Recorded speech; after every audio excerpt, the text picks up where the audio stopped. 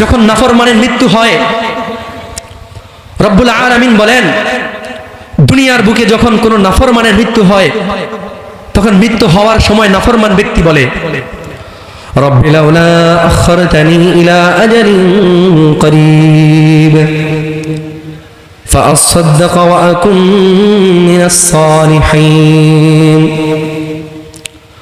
রব্বুল আলামিন দুনিয়ার মানুষদেরকে ডেকে বলেন, ও মানুষেরা শুনে রাখো, যখন কোনো মানুষের কাছে, কোনো নাফরমানের কাছে মৃত্যু এসে, মালাকুল মউত এসে যখন উপস্থিত হয়, এই নাফরমানের কাছে যখন মৃত্যু এসে উপস্থিত হয়, সে বলে রব্বি লাউলা আখখারতানি, এ আমার প্রতিপালক, যদি আমার মৃত্যুকে সামান্য সময় পরিমাণ পরে দিতেন, ফাআসাদদাক ওয়া আকুন মিনাস সালিহিন, তাহলে আমি দান সদকা করতাম এবং ভালো মানুষ হয়ে যেতাম।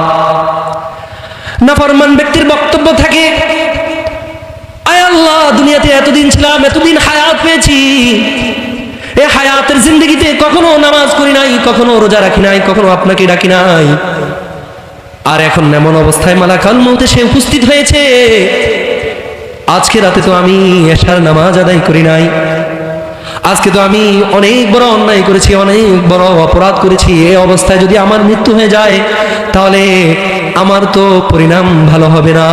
সুতরাং আল্লাহ আমার মৃত্যুটা সামান্য সময় পরিমাণ পরে দেন।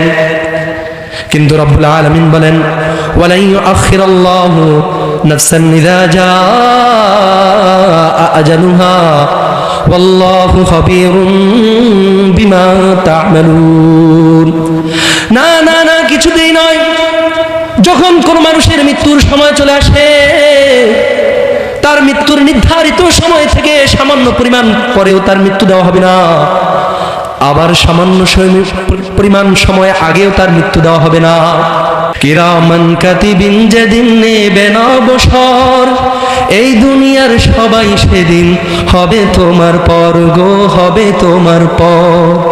কিরামান কাতিবিন যেদিন নেবে না অবসর, এই দুনিয়ার সবাই সেদিন হবে তোমার পর গো, হবে তোমার পর।